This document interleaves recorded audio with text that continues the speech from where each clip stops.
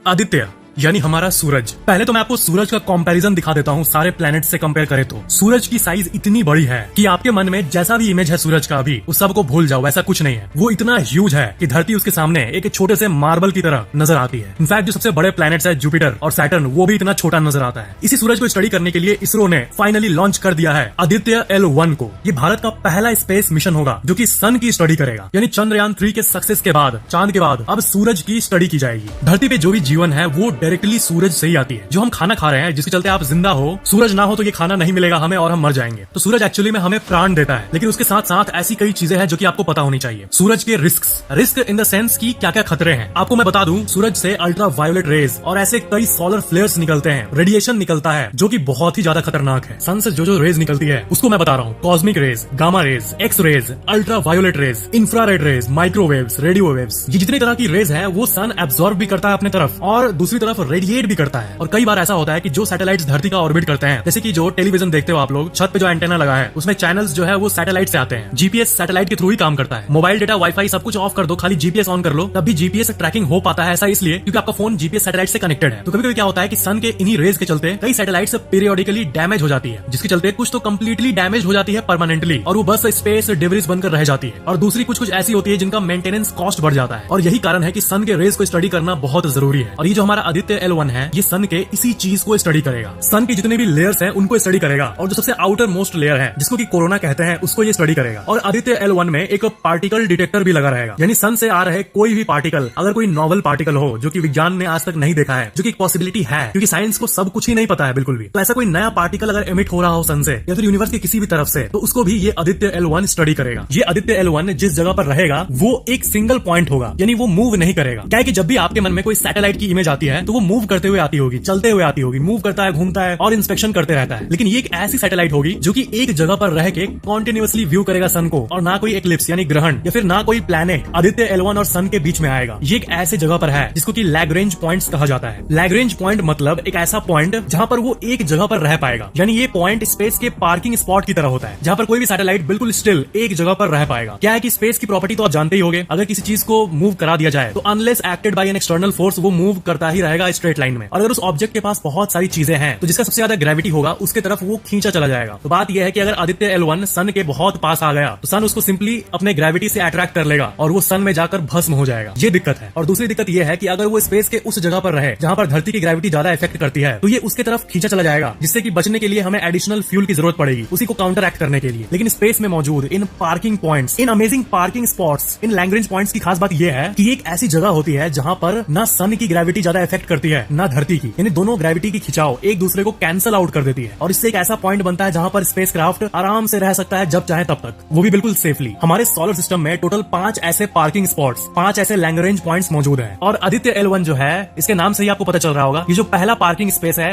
L1, वहां पर ये जाके बैठेगा। और आदित्य मतलब सूरज और L1 मतलब ये स्पेस का पार्किंग पॉइंट, और इसलिए इस मिशन का नाम दिया गया है आदित्य L1। काफी इंटरेस्टिंग है ना। आदित्य L1 को लगभग 127 दिन लगेंगे अपने डेस्टिनेशन में पहुंचने के लिए, यानी उसी लैग्रेंज पॉइंट तक पहुंचने के लिए। वो लैग्रेंज पॉइंट करीब 15 लाख किलोमीटर दूर है धरती से। जैसे कि आपने सुना होगा कि चांद करीब 3,84,000 किलोमीटर दूर है, यानी लगभग 4 लाख मान लेते हैं, लेकिन ये लगभग उससे 4 गुना ज्यादा दूरी पर है, यानी 15 लाख किलोमीटर। एक बहुत ही इंपॉर्टेंट बात भी आपको जाननी चाहिए कि सन से कभी कभी सोलर मैग्नेटिक स्टॉर्म्स भी निकलते हैं, यानी जिस तरह धरती पे तूफान आता है, अगर हमारे सोलर सिस्टम की बात करें तो सोलर मैग्नेटिक स्टॉर्म्स भी आता है, और इससे हमारे धरती के इन्वायरमेंट तक को फर्क पड़ता है। ये इतना इंपॉर्टेंट है, और ये भी एक्चुअली में एक बहुत ही इंपॉर्टेंट स्टडी सब्जेक्ट होने वाली है इसी आदित्य L1 के लिए। वो एक ऐसे रीजन में रहेगा जहां पर उसको कोई भी तरह की डिस्टर्बेंस नहीं फील होगी, यानी वहां से वो कंटिन्यूअसली सन को देखेगा और सन को स्टडी करेगा। और आपको एक टर्म बता दूं यहाँ पर, सोलर वेदर। ये जो सोलर वेदर टर्म है इस पे ध्यान दो। जिस तरह वेदर यानी क्लाइमेट धरती पर होता है, वैसे ही सोलर वेदर भी होता है, स्पेस वेदर भी होता है, यानी आसमान का भी क्लाइमेट होता है। धरती के क्लाइमेट की तरह नहीं, जैसे धरती के क्लाइमेट में विंड होता है, स्टॉर्म होता है, बादलें होती है, वैसे ही जो स्पेस का क्लाइमेट होता है उसमें स्पेस की अलग अलग रेज होती है। आदित्य L1 के मिशन के ड्यूरेशन की बात करें तो जो प्लान किया गया है वो है 5.2 ईयर्स। मैंने प्लान किया गया है ऐसा इसलिए कहा क्योंकि बहुत कुछ प्लान किया जाता है, लेकिन स्पेस एक बहुत ही अनप्रेडिक्टेबल जगह है और यहाँ पर अक्सर वर्स्ट केस को लेकर चलना पड़ता है। और यही रीजन है कि 5.2 ईयर्स प्लान किया गया है, लेकिन ये ज्यादा भी चल सकता है और कम भी चल सकता है। आदित्य L1 पे जनवरी 2008 से काम चल रहा है। जो एडवाइजरी कमेटी बैठाई गई थी 2008 से, तब इसकी काम शुरू की गई थी। फिर 2016-17 में सिर्फ 3 करोड़ का बजट एक्सपेरिमेंट के लिए दिया गया, यानी एक्सपेरिमेंटल बजट दिया गया 3 करोड़ रुपए। और उसके बाद इस मिशन में और डेवलपमेंट्स हुई और फाइनली इसका नाम तय किया गया आदित्य L1। और फाइनली जब सब कुछ प्रिपेयर हो गया, सारा मैप और सारी प्लानिंग्स हो गई पेपर पे। उसके बाद 370 करोड़ का बजट तय किया गया और उतना पैसा इसरो को एलोकेट किया गया और फाइनली इतने पैसे से ये बनकर तैयार हुआ और लॉन्च हुआ। सन का जो मैग्नेटिक स्टॉर्म है वो बहुत ही ज्यादा खतरनाक होता है, उससे ये स्पेसक्राफ्ट भी इनफैक्ट डैमेज हो सकता है और इसीलिए वर्स्ट केस को मानते हुए इसमें बहुत ही ज्यादा एडवांस्ड टेक्नोलॉजी का यूज किया गया है ताकि ऐसी कुछ हो, इंटेंस मैग्नेटिक स्टॉर्म आए भी तो कुछ ज्यादा इशू ना हो। और इसकी स्टडी की बात करें तो आपको मैं बता दूं कि सन का जो रेडिएशन है या फिर जो भी चीजें सन से निकलती है धरती की तरफ, वो धरती के डायनामिक्स को, धरती के एटमॉस्फेयर को शॉर्ट टर्म और लॉन्ग टर्म में कैसे इफेक्ट करता है, इसका अंडरस्टैंडिंग अभी ना नासा को है, ना यूरोपियन स्पेस एजेंसी को है, ना किसी वैज्ञानिक को है, क्योंकि हम उसका 1% भी नहीं जानते। जो नासा का सोलर पार्कर प्रोब है जो कि सन को ऑलरेडी स्टडी कर रहा है, वो भी अभी डेटा कलेक्ट करने में ही लगा हुआ है और आदित्य L1 इसी डेटा कलेक्शन में एक एक्सटेंशन होगा, एक बहुत बड़ा एक्सटेंशन जो कि बहुत तेजी से डेटा कलेक्ट करने की कोशिश करेगा और ह्यूमैनिटी को as entire scale Parker probe और ये आदित्य L1 ये दोनों मिलकर ऐसे डेटा को प्रोवाइड करेंगे जिससे ह्यूमैनिटी का जो नॉलेज है सन के बारे में और सन के निकलते रेज के बारे में, जिससे कि धरती पर बहुत असर पड़ता है, भले ही वो असर इनविजिबल होता है लेकिन पड़ता है, तो इनको जानने में बहुत मदद मिलेगी हमें। जिस जगह पर ये खड़ा होगा उस जगह से जो व्यू मिलेगा उसको टैग दिया गया है अनइंटरप्टेड व्यू, जो कहते हैं ना अनइंटरप्टेड एक्सपीरियंस। इसे बहुत जगह एडवर्टाइज किया जाता है इंटरनेट वगैरह का, अनइंटरप्टेड एक्सपीरियंस। वैसे ही इस आदित्य L1 को सन का अनइंटरप्टेड एक्सपीरियंस मिलेगा ताकि ये अपना रिसर्च को कैरी कर सके। नासा का जो पार्कर सोलर प्रोब है उसकी बजट थी $1.5 बिलियन,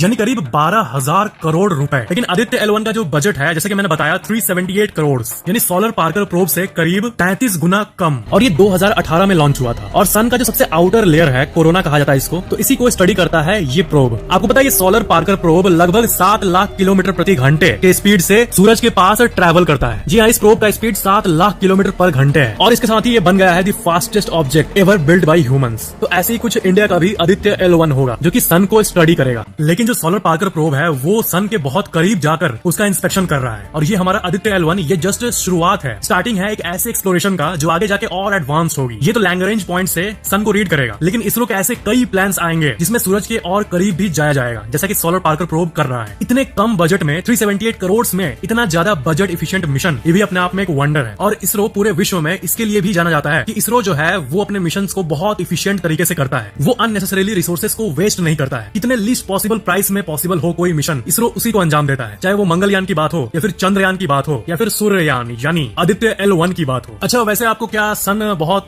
बड़ा लगता है ना साइज में, जो मैंने आपको वीडियो के शुरू में दिखाया, इतना बड़ा साइज है, धरती मार्बल है। तो सुनो, असल में क्या है कि जो भी चीज बड़ी है उससे भी बड़ी बड़ी चीजें अंतरिक्ष में मौजूद है। यानी जो हमारा सन है उसका मैं आपको एक डिपिक्शन दिखाता हूँ। ये है सन जो कि ठीक से दिख भी नहीं रहा है, बगल में है सीरियस तारा, उसके बाद पोलक्स तारा, उसके बगल में आर्कटरस तारा, उसके बाद रिगल तारा जो कि सन से भी बहुत बड़ा है। सन से इतना ज्यादा बड़ा है ये रिगल। सन इसके सामने एक छोटा सा मार्बल के बराबर है, लेकिन ये कुछ नहीं है। अगर हम और जूम आउट करते हैं तो इससे भी बड़ा एक बीटल ग्यूज नाम का तारा है। बीटल ग्यूज भी असल में कुछ नहीं है, इससे भी और जूम आउट करे तो एंटेरेस नाम का एक तारा है और इसके सामने तो सन एक धूल के कण के बराबर है। मतलब हमारा जो ब्रह्मांड है, ये यूनिवर्स है, ये एक मूवी है लिटरली। एकदम फिक्शनल लगता है कि हमारा यूनिवर्स जैसा कोई चीज एग्जिस्ट भी कर सकता है, क्योंकि ये इतना अमेजिंग ही है, बहुत अमेजिंग है सच में। आई होप अपनी वीडियो एंजॉय किया होगा। वीडियो को शेयर जरूर करना ताकि सबको नॉलेज पहुंचे। Thank you for watching. Subscribe करके बेल आइकन जरूर ऑन कर लेना।